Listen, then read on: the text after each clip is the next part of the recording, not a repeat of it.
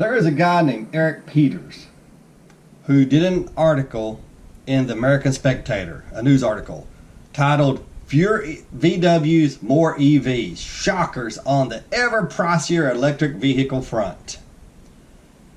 Either Mr. Peters is ignorant when it comes to electric cars, or he's dishonest. One or the other. Because so many things in this article just are not true. And I'll try to remember to put a link in this video in the description, but I'm so good at forgetting to do that. But I'll try my best to remember to do that. If not, you can Google it and find it pretty easy. American Spectator, Fewer VWs, More EVs, Eric Peters, November 21st, 2019. Here's one thing he says. One thing he's arguing, he starts out arguing that Volkswagen is raising the price of a couple of their cars. And he alleges they're not doing it to make more profit or to, or to increase the bottom line or anything like that. No, they're doing that to make electric cars, make the e-Golf look better. Because there's such a price discrepancy between the two right now that nobody wants the e-Golf. They want a gas car because it's so expensive. A regular Golf stickers for $21,845, he says, versus $27,595 for the GTI. An e-Golf stickers for $31,895, this Goomer says. That is probably true. I don't know. Alright, it says that goes down easier when the non-electric version of the same thing stickers for $27,000 rather than $21,000. So, people will more likely buy an electric car if it's only $4,000 difference than if it's $10,000 difference. He says, or rather it will. Okay, anyway. This is one of the ways VW will try to make EVs more palatable, though not less expensive. He does not point out there's a $7,500 tax credit that not everybody is eligible for. I get so tired of YouTube videos talking about that like it's written in stone, you're going to get it. I don't get tired of it. I just wish that they would elaborate and say not everybody qualifies for that. Myself, I'd qualify for none of it, or very, very little. But a lot of people who buy these cars do get a tax credit for it. And, let's say you get the whole $7,500. Well, that brings it down to about $24,000 from $31,800. And in California, then you're going to get another $2,500 if you're eligible. And before you know it, it's cheaper than the regular Golf. Now, he doesn't point that out, although he should. He may not even know, because I believe he's either ignorant or he's dishonest. And he should have pointed that out, although he also should have pointed out that not everybody will qualify for it. So, it goes both ways. But anyway, so that's the first point that he missed out on. He's ignorant on that. Let's see what this next one says. And I saved these screenshots. I don't even know what they're saying. I've read the whole thing, but as I bring them up, I don't know what I'm about to read. So let's see.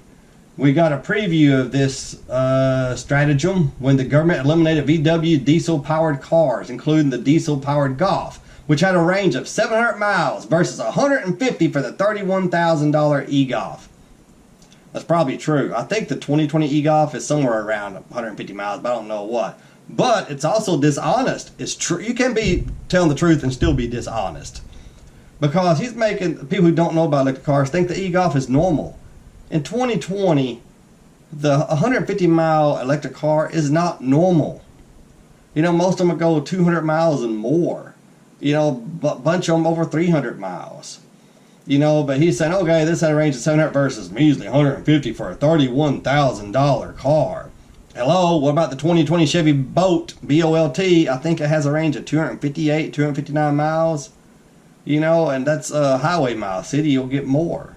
He doesn't point that out. Dishonesty or ignorance. It's okay to point out what he did, but he should have put in there, although the e-Golf 150 mile range is not typical for a car, an electric car in 2020. That's what he should have done. Okay, and also he said it also refueled in just a few minutes instead of several hours, and could be expected to last for 15 to 20 years before anything hugely expensive failed. What a goofball. Okay, two different things here. Refuel in a few minutes instead of several hours. Several hours? That's probably stretching the truth. A few minutes is definitely true. You can pull up in a gas car and fill up and be on your way in no time. And I'm an honest EV enthusiast. I admit Getting gas in a gas car, ICE car, is so much faster than an electric car. It's one of the disadvantages, and there are disadvantages. But this guy acts like there's no advantages to own an electric car. None. Zero. And everything goes toward the gas car as far as every possible, conceivable pro. And the cons go on the electric side. Okay. But for most people, it's not a big deal unless you're traveling. Because it'll take my 10 kilowatt hour battery on my Chevy Volt VOLT 2015 with the level 2, which I have now. It takes about 3.5 hours for it to charge. I can go 40 miles in 3.5 hours. You know how quick you can get 40 miles of gas into an average ICE car? Psh, it won't be 3.5 hours. It'll be much quicker than that. But so what? I wake up every day with a full battery. I plug it in when I go in the house. 3.5 hours, it's full. It's not a big deal. And me traveling is not a big deal because I have a gas motor. But I used to have a Chevy Spark. It would have been hard to travel in that. That is true. But this guy totally misrepresents the whole idea of it. Yeah, you can refuel quick in a gas car. It takes longer in an electric, but for most people, it's not a big deal. Unless you're traveling, like I said, and I'm repeating myself. Okay, so, right here. And could be expected to last 15 to 20 years for anything hugely expensive failed. Oh my God. Okay. I think the average American drives about 14,000 miles a year. I know it used to be 12,000, so let's use 12,000. Okay, 15 times 12 is 180. 180,000 to 240,000 miles. So he's saying you can expect a gas car to go between 180 and 240,000 miles. And if we use, I think what's now the average of about 14 or 15,000 miles, let's see, 14,000. 150, 210,000. 14,000 miles a year, 14,000 times 15 is 210,000. 14,000 times 20 is 280,000. Yeah, we can expect a gas car to go 250,000 miles without any major repairs. Okay. Yeah, that can happen. I've seen them out there with a couple 100,000 miles and no problems. I've also seen them out there at the 150,000 miles and 100,000 miles with major problems. I'm going to edit that out so that you don't know what relative it was for sure. I think I just muted that part. I hope you might could read my lips, I don't know. I have a relative, I don't think he'd care if I told, but I have a relative that had a Terrain, GMC Terrain, which my wife has one, loves it. And I'm thinking it was about 4 years old, and I'm thinking it was about 50 or 60,000 miles. Whole transmission went out. I think it was transmission, something extremely expensive. Might have been the motor. It was under warranty, but it failed. Now under warranty, it didn't cost anything, but that could have easily happened after warranty. So this guy's full of crap. That you can expect a car to go 250,000 miles without any hugely expensive repairs. He's just wrong. You cannot expect that. You might get it, but you better not expect it. Dishonest or ignorant. One or the other. Or it could be, I'm just ignorant. It's possible, because if you are ignorant, you don't know it. A lot of times. Okay, see what's next. EVs last about 10 years. Maybe, before their battery packs inevitably fail. Begin to lose their ability to receive and hold a charge. Out of parentheses. As a result of battery chemistry and physics. Costing EV owners many thousands of dollars. It's a tough sell. I could have pointed him to that goomer on Facebook that had the Chevy Volt. I think 2012, 2013. That guy had over 400,000 miles on his Volt, and it was still holding in charge just fine. And it finally quit taking the charge after he had a wreck.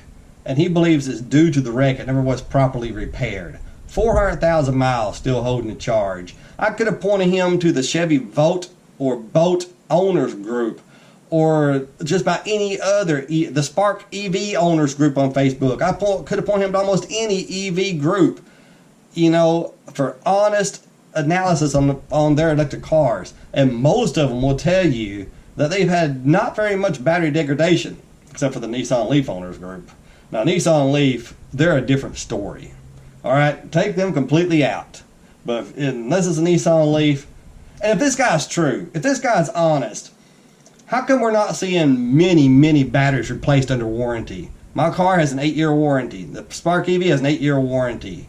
I think even the Nissan, well, the Nissan's based on other things, but most electric cars have an 8 or 10-year warranty on the battery. Well, how come they're not in there after 8-9 years getting their battery replaced under warranty? The guy's either grossly ignorant or grossly dishonest. He probably hasn't done his research, at least not as much as you would think. Like, I heard a guy on the radio that I normally really respect.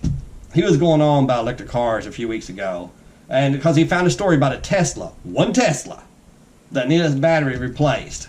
You know, and he was talking about how, he said, you have to on one hand feel sorry for these people that have been duped into buying electric cars. But you also have to laugh at them a little bit, because we could have told them, batteries in your cell phone die, batteries in your car die. They're totally different. That's why he doesn't understand. The guy saying this on the radio, who I normally like, had no idea what he was talking about on that day. They're different. Most electric cars, they will not let you charge to 100%. They'll not let you discharge to 0%. They temperature control the battery, and you EV guys know this, and girls. They temperature control the battery so that it never gets too hot, never gets too cold. And man, I'm telling you, they have put so much technology in these batteries. It's nothing like a cell phone battery. Boy, I'm telling you. His idea, a brilliant one, was to forget about trying to sell EVs as economical and practical alternatives to non-EVs. He understood that was like trying to teach a cinder block to swim. In other ways, there's no way that an EV can be as economical or practical as an ICE vehicle. It just can't happen. It's impossible. Like this guy understanding the basics about electric cars is impossible. Actually, it's not. He could learn. Ignorance is okay. It's okay to be ignorant, because that just means you just don't know. But it's not okay if you write an article about it. Anyway, he understood that it was like trying to teach that stupid cinder block to swim. Instead, focus on the things the EV cinder block can do well, such as accelerate quickly. And never mind the effect of using that capability on economy or practicality. Yeah, like a gas car, if you drive like a horse's ass, it's going to be less economical. He doesn't point that out. Yeah, in an EV, if you stomp it to the floor at every stoplight, you're going to burn that battery a lot faster. Guess what? In a gas car, you will too. I guess you don't know that.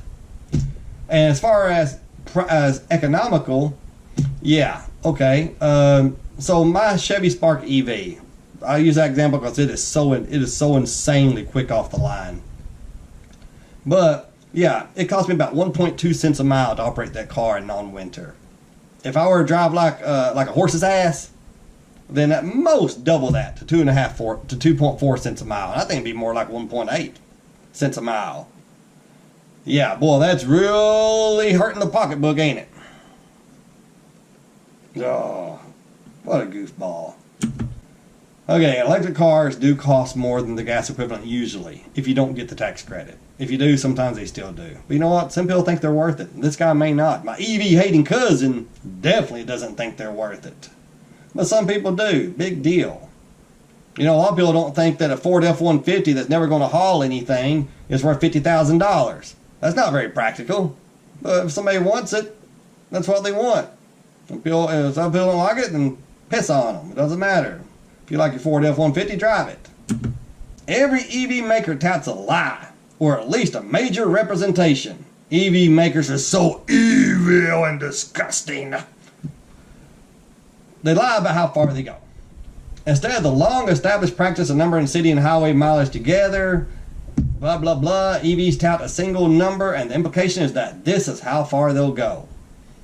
It's like the advertising gimmick of up to whatever mileage they want you to think you'll be getting, when in fact, what you get is invariably much less. Oh, man. How about that? Let's pick this apart. Okay. Now, I'm sure that's some with some manufacturers, but let's take the Chevy Bolt. The Chevy Bolt, up until 2020, got 238 highway miles, I think. About every Bolt owner says you can get 300 or more in town. You know, so this guy has no idea what he's talking about. Now, when it comes to weather, that's true. And if he really wanted to make a point here, and I think he does in this next one, somewhere in this article, he does make the point about how weather affects it. That is a legitimate point. If you got an electric car, winters are a problem, especially if you want heat. And it's one of the disadvantages on an electric car. There are disadvantages to owning an electric car. But you have to, and they're not for everybody. I've always said electric cars are not for everybody. If you can only afford one car, if you can only afford $10,000 for a car and you live 40 miles from work, you probably can't get an EV. It's not for you. You just can't do it, especially in winter. The Chevy Spark will get you there and back barely, but in winter you ain't gonna be able to do it. But man, they're not the horrible pieces of machinery that this guy points out. Matter of fact, they're awesome. They're incredible. I love them, even though they have a couple of disadvantages. It's just the way it is. You have to ask yourself, can you live with those disadvantages? Do you want to live with those disadvantages? But anyway, let's get back. Ford says the Mach-E will have a range of 300 miles. Ford does not say whether the range is in slow, pokey city traffic, where EVs do best. That's true. Or on the highway, where they do much worse. Much worse, depends. It depends on your speed and stuff. And there is not even any fine print to explain to people that, very much unlike non-EVs, the range you get out of EVs will vary tremendously based not only on how you drive, but what it's like outside when you drive. I'm not certain, but I think gas vehicles also get a little bit worse mileage in winter, but I could be wrong about that.